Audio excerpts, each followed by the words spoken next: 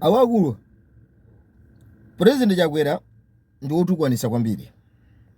Ndikunena izi chifukwa posachedwa papatuka chikalata china bungwe limene limaona anthu mapensioner anthu oti anapuma pa ntchito zaka zawo zinayambira 60 kumapita mmwamba uko.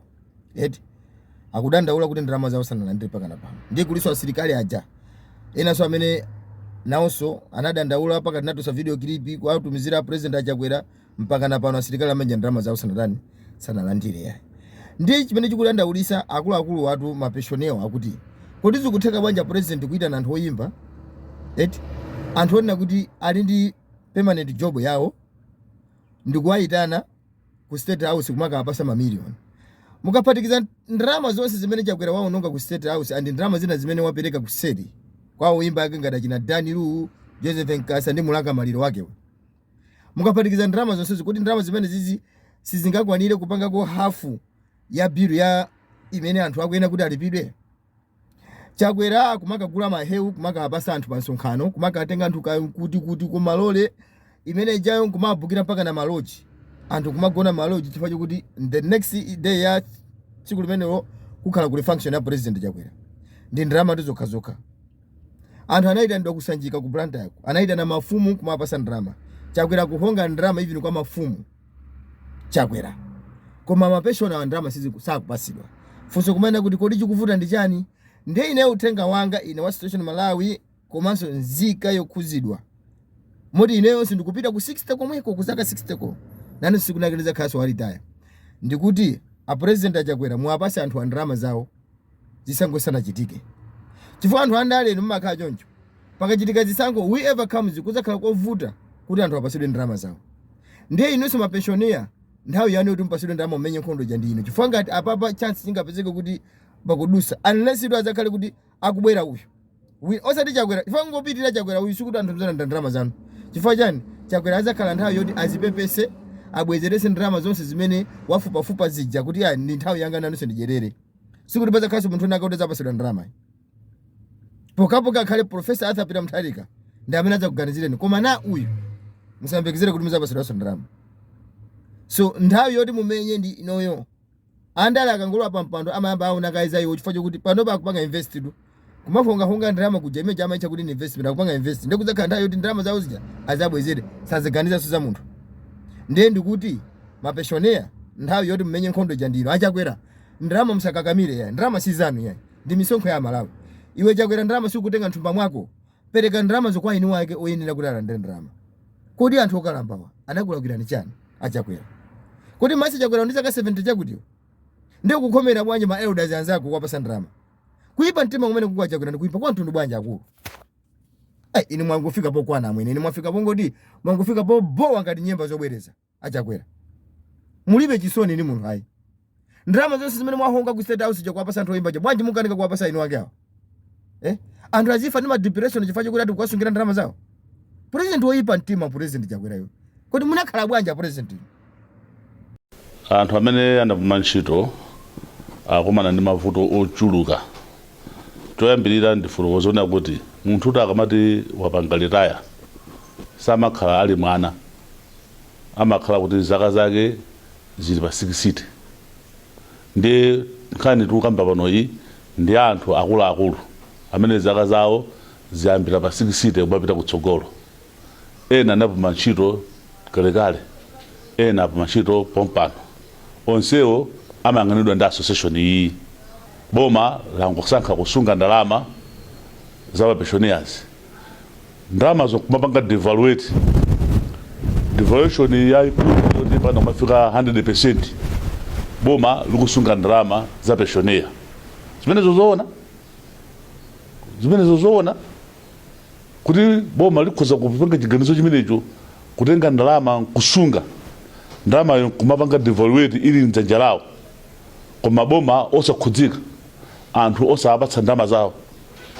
Koma kunjako kumaona kuti zinthu zina zikuchitika. Boma kumayendetsa maprogramu ena. Koma programu ya ndalama yoti apatse mapensioner ndalama yoigwirira ntchito kale munthu wongokalamba munthu athakale koma nkusankha kusungira ndalama zake. Ndikumalankhula za maprogramu ena ndi ena achinyamata achani koma wokalambayo kunsiya zimenezo zoona amatero munthu atagwira kale ntchito pakufunika umunthu apapa kuti boma lichitepo kanthu osangokhala chete boma lolotani kodiri kuti silikuyang'anira mtundu wina wa anthu amene ali mdziko muno kodi kukalamba kulakwa kodi ife tikakhala pa mantchito basi tafa ndese tili ndi moyobe ageza bwanji abomawo. Yes, comrades. Good evening. Mwaswera bwanje na mwazuka bwanje nanso muli bwanje. No, comrades. Ndaona wina kuti panga reminder. Akoti comrade wala lero simuyankhula mati muziyankhula mazulo. No, comrades. Munthu eni makhala busy. I'm so busy kukumana kandiaka. Komanso, what you have to know, comrades, is like this. To campaign for a leader wa dziko sichimakhala chophweka atiya. Kupangira campaign musogolo wa dziko simakhala chovuta kwambiri. It's not easy. That's why namwina simukona kupanga campaign. It's not very easy. Makamaka kumapita constantly every day. Kumakamba zada iso kabambe every day. Kumaganiza kuti kabambe lo ningamuyankhule bwanji kuti anthu amvese bwinobwino. So it has never been easy. It's not easy. And it will never be easy to campaign for a good leader. So umapanga campaign, ndiye kuti ena asa upanga so di campaign. So the campaign ni mene mawawa. So amene mapanga di campaign amakati alibe strategy. It's just the same kumalimbana ni munthu wakuba. Munthu wakuba akakhala boma. Kuti umuchosemo akuzoti neyo ndikakuti munomo ndatukamo akandimanga amakhala kuvuta kwambiri. So we are campaigning koma sidi kuziwa kuti anzathu amene tikulimbana nawo ali boma abisala pati. Fundo zimene ali nazo, fundo zouza Malawi alibe. Koma ndi fundo zoti feyo candidate watasawine ya. So tukangati tikukokana. Akumazira njira zosiyana. Pali china chake ndikumbukana yankhulapo SKC amati ngokwe ikapsa olo nyumba ikapsa. Sumasankha mazi ozimira moto. So that's what is happening in Malawi. Panopa campaign yanga sindiziwa anthu amene afuna zimise campaign yanga yekuti daso kabanda samveke basi. Luwala kupanga chiwawa chomeni kumzimba akupanga phokoso kumpoto akutisokoneza. Koma sindiziwa njira zimene akuyendapo. Njira zina ndikuziziwa. Koma njira zina so sindikuziziwa. So my campaign is very controversial in the sense that I don't know what other people are thinking about me or what other people are doing against me in absentia. Takababa mafumu, they were used this other time. Komasa kuchipani havina keso, they were used, they came to my house to try to reconcile with me. Luwala siyan campaign ya DK chakwera pangeso apitize kukhala office. Tukukana maofa mbili, people are coming in with money, the ruling parties. Kama bwesa drama. Or the pledge money. Tikupasa drama Luwala mpitire. Koma mkati muone Malawi kuti mundiziwe inuyo. Ngaononga drama zingati. I've spent a lot of time. Ndakanupa campaign in search of a good leader kuno ku Malawi kwa nthawi ya itali kwambiri. Kwa ndikapa campaign I also look where I'm coming from. Kodi kunzimba kunoko adananga ndangati. Ndimaona asazidananga komanso ndimaonanso kodi kumene ndichoka kunzimba kuno. Anthu opanda nzeru ndangati pandale kapena mumaudindo ena ndi ena. So when I'm campaigning, I'm looking at several factors. Because what is failing Malawi politics or what is failing in Malawi chomwe chikulephera kuti dziko lati tukuke. Ndikusakhala anthu omwe tili open tikamamva kupweteka. Chendaona mkampeni yangayi. Anthu ambiri chinchomwe chimakuwawa ndi kwambiri. Kuti mkachitusa mumtima mwanumo kwauza Malawi vuto la ndilili. Mwina ziko libwe zili kusindi. Koma Malawi ambiri ni fazi nsisi. Komanso timapanga campaign mwati ndikapanga izi nanga wapanga bwanji. That's why ndifambawika. We have been failed to make good decisions for this country because timakhala too reserved, too closed. Timakhala ndoti tikuziwe chilungamo koma basi kumazipimba ajapanga bwanji nanga ajakamva zizi akaziwa izizi tikhala bwanji. This is what has killed Malawi. Mwatani kwenda Malawi. So comrades, nkhani ndiyo mwenje. Thank you very much, President Dasukabambi. People of Central Region ndithu pakati pa madandaula. Nanga ngopanga kumpoto kunoko sana pange ku Central Region. Ndi zimene mwaonazi leroli mwanda ma certificate. Amene mtayimire ku Lilongwe Central Region. I wish all the best. Dindani fundo zimene wayankhula Vice President wa chipani chathu cha UTM ku Lilongwe ku Central Region. Dindani fundo inuyo kwa anthu akupaseni vote. Ndi mmene mtazendesere ma constituency kapena mmene mtazendesere ma ward mukapita maboma kumene mkuyimirako. Dindani fundo ifeyo amene tikuyankhula zabwekabweka tisiye ndiziyankhula. Sofe campaign yathu namsogolo wa dziko. We're campaigning to help you presidential vote. Komanso vote imene tikufuna anthu omwe samafuna kuvota analembesa koma ndi chikayiko aziwe msogolo amene angazamvotere ndi Dasukabambi. Komanso Malawi mwene kuziwa kuti dziko lathuli kuti lifike pene afika apa ndikusayenda bwino kwa chuma tu basi. Ndina kamata chuma sichikuyenda bwino bwanji amene ali boma ndalama linazo inde. Ndiye kusayenda bwino kwa chuma tu. Chuma chili ndi anthu amene ali boma okha. Ifeyo enafe tibe chuma so sitili mboma. Ndiye tikaona ponsi zonsezo tikuona kuti ifeyo dziko lathu kuyenda bwino. Sugar inuyo amene muli opposition, you can't buy sugar more than 10 packets. You can't buy nyama more than 2 kgs. Komanso 1 kg yomwe mkati mgule ngati kuno kuzimba nyama ndi 12,000 kg. Ngakuti zambiri zikutivuta. Pamene amene ali mboma ali ndi njira zawo zomwe akutengera ndalama zimene akuseweresazi. Nyama akhoza kugula amene angagulire. Kankusonkhano kakumaliro mbale wawo azati amene ali boma akhoza kupanga china chilichonse. Even chipepeso ine wako opposition mbale wanga akamwalira sitingande chipepeso chambiri ngati mmene alili nzanga amene ali boma. So life is tough. Chuma sichikuyenda bwino. Koma chuma chikakhala chikuyenda bwino bwezi tonsefe tikusangalala as a country. Bwezi tonsefe tikumverera chisoni kuti anzathu alibe kapena chakwera bweza kutiganizira kuti koma ife tili boma chilichonse nchaulere, no tax no what. Koma nanga anzathu ya opposition akuona bwanji. So usogolo umene uja woti uganiza choncho chimene ndikuyankhula papa ndiye umati usogolo umene tikufuna ku Malawi. Ukakhala pabwino kumaona kumene wachokera, kumaona sazi zako omwe nawonso amalitchula dziko lathu kuti Malawi akuti bwanji. Nanga panopa mvula pompano yamba kugundagunda, mango yamba kukula kusala tuthamangira nthawi ya mvula. Tikamathamangira nthawi ya mvula ndi nthawi ya ulimi.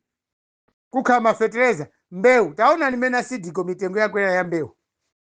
Mbewu yochipa panopa palibe. Auti tizilima ma mega farms, koma tukagule mbewu yoti ukakwanise mega farm. You talk about millions and millions of kwacha. Nanga fertilizer. Fertilizer yemwe pa bag is about 150,000. Tikagula kuti. Komanso tizipita kukalima tikupita kuchisango. Ndangati mwe mwasunga ndalama za fertilizer. Za mbewu. Komabe mkamasunga ndalama za mbewu kapele za fertilizer mukudya chani manyumbapo. What do you eat? Komanso on top of that schools zikusegula. Anafuna ma fees. It's not everyone who's going to government school. Simwana aliyense anaonse amene apita ku school zo cheaper za boma. Ambiri apita ku ma private. Do you have that money? So nthawi imene iyi ndiye kuti Amalawi tigaze kwambiri. Koti kama tikufuna economist azagwira ntchito yanji. Kuzaona zinthu ngati zimene zozo. Komanso tikatione pa 5 years ya chakwera amene tikulimba nawo ali boma. Ngakhale nthawi iyi si yawo. Nthawi imene ndi ya SKC. Koda chakwera 5 years pamene mkuona kwa sintha pamene pasintha moyo yanu kuti muna mapanga kubwino ndi patipo. Because ngati kuno kumpoto there's nowhere whereby you can show kuti chakwera wapanga bwino. Kulibe tu kunoko 5 years takukhala anthu opanda chitukuko cha boma. Takukhala anthu ongokhala promised olokunamizidwa. As I'm talking now, all the filling stations ambiri ma filling stations kuno kumpoto petrol kulibe. Magamoti amene akuyenda mwina nda boma hapo ndi hapo. Komanso nda zathu omwe magula mafuta mwa madiru kapena they buy fuel across the borders. Ku Zambia ama agula fuel kumene koko. So life is tough. And apapa kuti titenge kuti ayi tikangovota basi without thinking kuti osaganizira kuti kodi munthu amene takamvotere akhale ndi chani. Pamenepo ndi pagona fundo ya Malawi. Kodi kamapita kumakavota pano pane mavuto tinawo zikhala bwanji. So amasikona chilichonse kunoko chikufuna ndalama. Even ukamwa Coca-Cola mtauni ugula Coca-Cola 1000 kwacha, koma kamapita ukataya madzi kuchimbuzi you pay 200 kwacha. So everything needs money. Koma zonsezi nzabwino ndithu kumalipisana matoilets, kumamwa Fanta nzabwino. But how many people can afford a bottle of Coca-Cola? How many people can afford to pay 200 kwacha kuma toilet? Ngati chuma sichikwenda bwino. Ngati people don't have anything in their pockets. That's why mitano mwatu mu Blantyre, mu Lilongwe, mu Zomba, mu Mzuzu, even in my district, mtengo wa ukuru wa mbawa amuna tima ukhala pamene kumakoza, making our town dirty or filthy. Matown akoneka onyasa kwambiri, mitengo ya ikulu anthu amakoza pamene pamuna. Azimayi sakoza koma amuna alibe ndalama. Because instead of kuti apereke 200 kwacha ku toilet yolipira, they opt kukakuza pa mtengo to save money to buy kasoya pieces kena kake koyeza aso kachi akajendana ku nyumba. So life is tough. Life is tough. Achakwera never put good measures about economy. Anayo waboma Chakwera completely blank. Munthu amene ndi zero kweni timadala kwambiri timaona Saulos Chilima because he managed to run a private company, Airtel, Castel, Malawi. Anagwira kuchita kuma company mele ku SKC. Ambiri tinandi mahope. Chukwana 2019 Amalawi ambiri sana ikhulupire MCP pa fundo zawo zazoti high five. Sana ikhulupire yayi. That's why Chakwera never won as MCP candidates. Sana win in 2019 Chakwera because fundo zimene amauza Malawi sizinali zokwana hayi. And they prefer kuti mwina fundo za DPP zomwe zija azibwereze. That's why ngakhala DPP anabera chisankho. Koma MCP sana yapase vote. Koma so also DPP anatira kwira Malawi because we spent a lot of money kukabweza chisankho. Anabera chisankho through TPEX. And it's unfortunate that the running mate for DPP ndi munthu yemwe anonga chisankho for 2019 in favor of DPP. She used TPEX. Not the electoral commission. Inde inagwiza ntchito TPEX. Koma bwana yemwe anavoluza zimene zonse palopa ndi running mate wa DPP. The lawyer, she is a lawyer. Koma mkati muona mwana tikana kati too accountable. Wina wake kanamangidwa lero ali mundende amene anabera chisankho cha 2019. Koma kumalawi kuno chwazi chili chonse kumalawi kuno chimakhala chintoti basi zisiyeni chachikuti kukhala. Ndalama zinaonongeka pa by elections. Omenti mabweza chisankho kachiwiri kuti tikavoteso kuti tagamula chisankho chimene chinaberedwa. Billions and billions of kwacha were spent. Ndaba zambiri tinaononga ndaba zimene zijazi. Ndaba zimene zijazi zimene teka kuti sichinaberedwa chisankho chija. We could have done a lot with that money. And this time, amene safuna bere chisankho. Ndoti we spend a lot of money kupita kukapanga zinthu kuti kumapita kumakoti mwina sokubwereza. So comrades Malawians, let's look at this. Tenti chone bwino chimene chichi chinthu chimene chichi. Kodi anthu akamafuna kubera chisankho amafuna chani? Ndikuba basi. Kapena anthu kuba mulinjeza sana. When you give people money, apa kuva malamulo anauti no handouts. Koma usiku tikagona. Anzathu akumayenda makhomo ndi khomo kumagawa ndalama. Tiyagwira bwa. So malamulo ena amene timanena ndi okhwima, sabakhala malamulo okhwima. Chifukwa cha ndima ukabwera kumapanga zambiri za chinyengo. So comrades Malawians, today ndasera ndi Zulu zonali waukali. Chifukwa Zulu mzimu wa Saulos Chilima unandilowa. Kona tikuvutika chifukwa chani? Munthu amene tikulimba naye nthawi iyi si yache tu yani. Njongo bwerekera. Kapena wakhalapo chifukwa cha maliro. SKC akalakhawa moreroli. Bweza Malawi tonse tikupanga kampeni yabwino against DPP. Bwe tupanga kampeni yabwino IMCP aupanga kampeni yabwino kumpanga kampeni SKC. Kwa Mulungu wanted to test us the other way. Kwenda Malawi tikachosapo munthu amene akumukhulupirira.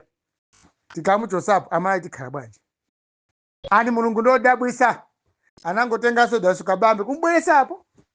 ali uyuso daso kabambe ochokaso ku DPP uyuto ayute mumalira lira emsogolera twamwalira kwabwera daso kabambe akutinda fundo zake zabwino kwa basa about the economy chakani lipo panopanika ndisika chuma so mulungu amene nje zosiyana pena pake tenti zizikhulukira komanso nani nakale nthawi zile tikapa pa campaign kama yankhula in favor of our candidate timayankhula ndi ma emotions chifukwa cha zimene anthu ena amatidandaulira like today so many people complained amali pension amali retired officers adanira kwambiri mafumu ang'ono adanira kwambiri kuti moyo si uli bwino next year salima so chisankhochi chitisokoneza amateza wine mpando wa president yo kuzatenga nthawi yayitali kwambiri kuti akoze tapange zinthu nthawi ya ulimi imeneyi that means tizakumana ndi mavuto osiyana komabe posafika December zina mwina zakha zili bwino because mkafuna kwelesa bwino chuma timafuna kudeka